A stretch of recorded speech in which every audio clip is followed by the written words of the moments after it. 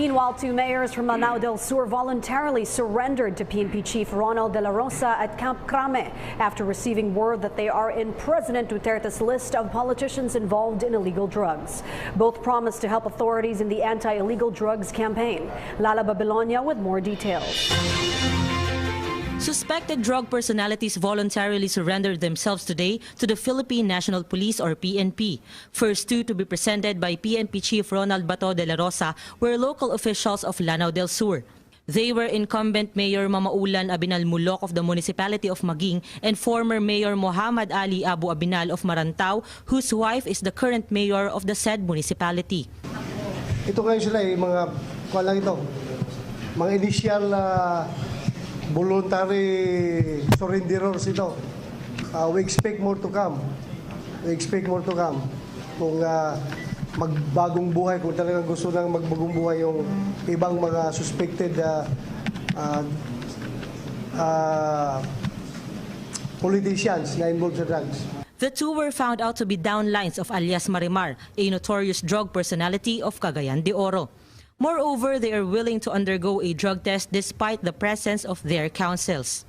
The Lanao del Sur officials personally surrendered themselves to Dela Rosa after finding out that their names are included in the drug watch list of President Rodrigo Duterte. Willing ako pumunta dito. Suportahan ko yung programa na mahal na presidente na si Rodrigo Duterte at Chief PNP General Bato. Basta lahat ng suporta namin, willing kami.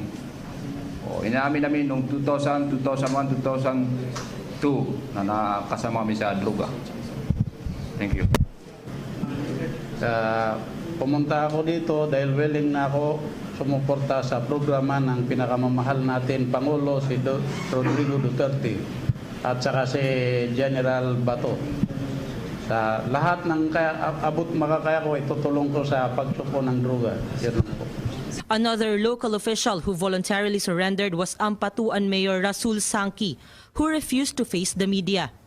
The surrenderies have undergone examination by the Criminal Investigation and Detection Group or CIDG. The process na gagawin ng CIDG is to conduct investigation, a thorough investigation for them to relate all things, all other circumstances, everything that they know about the illicit drug trade. Yun ang gagawin natin ngayon. For PTV News, Lala Babilonia. Meanwhile, Director General Dela Rosa said he will evict Mayor Rolando Espinosa of Albuera, Leyte, and his wife and daughter from their stay in the White House inside Camp Crame, the official residence of the National Police Chief. Dela Rosa said that he would force Mayor Espinosa to leave tomorrow morning from his residence if Espinosa's son, Kerwin, would not surrender within the day. Again, here's Lala Babilonia. Drug personality Kerwin Espinosa is still nowhere to be found as reported by the Philippine National Police this afternoon. So hanggang ngayong gabi na lang yung parents niya andyan sa akin. Pauwi ko na bukas. You want to see them off tomorrow? Huh? Yeah. But whether he surrendered himself to the police or not, his father, Albuera Mayor Rolando Espinosa Sr., who are also involved in drugs and other family members, is set to be evicted in the PNP White House. The reason? Hindi ko yun. Susuko or not si Kerwin, hindi ko na makaya yung usok ng sigarilyo sa kwarto na hidirhan nila. Kawawa yung anak ko. Pagdating ng anak ko galing Davao, magkaka-asma dyan sa sigarilyo nila. So, with or without Kerwin, they have to go. Kuha na sila. Evict na sila sa White House. Meanwhile, the Crime Investigation and Detection Group or CIDG said it has already filed a complaint against father and son Rolando and Kerwin Espinosa for possession of illegal firearms and trade of illegal drugs. Well and good for Mayor Espinosa and his son Kerwin. Actually, naka-file na ang complaint sa prosecutor's office yesterday. So it is for the prosecutor now to evaluate. We are expecting and hoping that information will be filed as soon as possible time so that we can now have a warrant of arrest for Kerwin and for the good mayor if the judge will grant us who already catch them with warrants of arrest. It can be noted, Mayor Rolando Espinosa was willing to undergo drug test but then changed his mind at the presence of his lawyer. For PTV News, Lala Babilonia. In the news tonight, President Rodrigo Duterte has issued a shoot-to-kill order against narco-politicians and police officers involved in illegal drug activities. The president warned that there will be no due process for narco-politicians. The chief executive made the statement after visiting the police chief of Magsaysay, Davao del Sur, Ricky Boy Rosa, who remains in critical condition for 2 gunshot wounds in the chest and abdomen he sustained in a drug arrest operation. The police chief was shot while serving a warrant against a suspected drug pusher. More details from Eunice Samonte. As early as 4 o'clock in the morning, President Rodrigo Duterte headed to Southern Philippines Medical Center to personally visit the recuperating chief police officer of Davao del Sur, who was shot while serving the warrant of arrest to a group of drug users here in Davao del Sur. According to the president, he will not tolerate the inhuman actions of drug users affecting the law-abiding citizens of the Philippines. In fact, he issued a shoot-to-kill order to the drug addicts who will refuse to surrender despite the presented evidence. I know that. Mayor ako, abogado ako. I was one time a practicing lawyer. Nagdidepensa rin ako sa may kasalanan. But it was my job. Kaso baliktad na ngayon, naging mayor ako, naging presidente ako, change role tayo ngayon. Ako na tigahabol sa inyo. The president even added that before they arrest a drug user, the AFP and PNP have already validated and revalidated the correct information.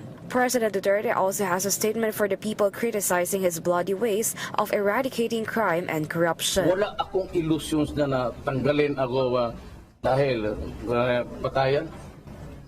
Wala ako. Tanggalin niyo ako, di okay. You want to be impeached? Fine. Go ahead.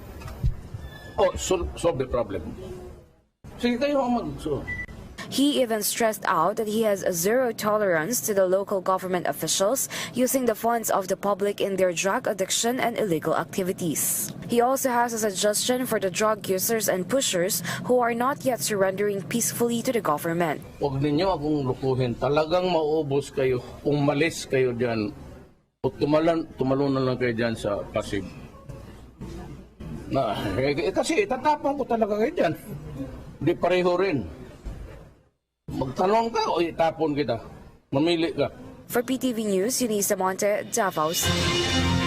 Tatlong security personnel ng Manila International Airport Authority nagpositibo sa pinagbabawal na gamot matapos ang sinagawang surprise drug test sa naturang ahensya. Tinayak naman ni MIAA General Manager Ed Monreal na hindi nila kukonsintihin ang ganitong uri ng gawain ng kanilang mga tauhan. Joy Gumatay sa detalye. Nagpositibo sa paggamit ng droga ang 3 security personnel ng Manila International Airport Authority o MIA sa katatapos lamang na surprise drug test ng ahensya na isinagawa noong Miyerkules, Agosto 3. Ito ay kinumpirma sa atin ng MIA General Manager na si Ed Monreal. Meron pa po tayong confirmatory testing ay paumanhin po ninyo na hindi ko pwede pong banggitin ang mga pangalan nila until such time na it's really definitely and confirmed po. Dagdag pa ni Monreal, aabutin raw ng halos 1 linggo ang paghihintay sa resulta ng confirmatory test. Umabot ng 475 security personnel ang sumailalim sa surprise drug test kasabay ng malawakang kampanya ng Administrasyong Duterte laban sa pagtutulak at paggamit ng iligal na droga. Siyang empleyado ng paliparan ang kailangang sumailalim sa drug test dahil hindi umano sumipot ang mga ito sa medical ramp ng NAIA Terminal 1 upang sumailalim sa pagsusuri. Binigyang diin ni MIA General Manager Ed Monreal na hindi nila kukonsintihin ang mga empleyadong mapag-aalamang gumagamit ng ipinagbabawal na gamot. Kung sakali raw makumpirma nila na mga drug users nga ang 3 empleyadong nagpositibo sa nagdaang drug test, agad silang tatanggalin sa serbisyo upang hindi makompromiso ang paglilingkod ng paliparan sa taong bayan.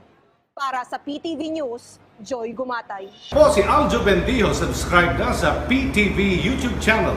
I-click lang ang subscribe button.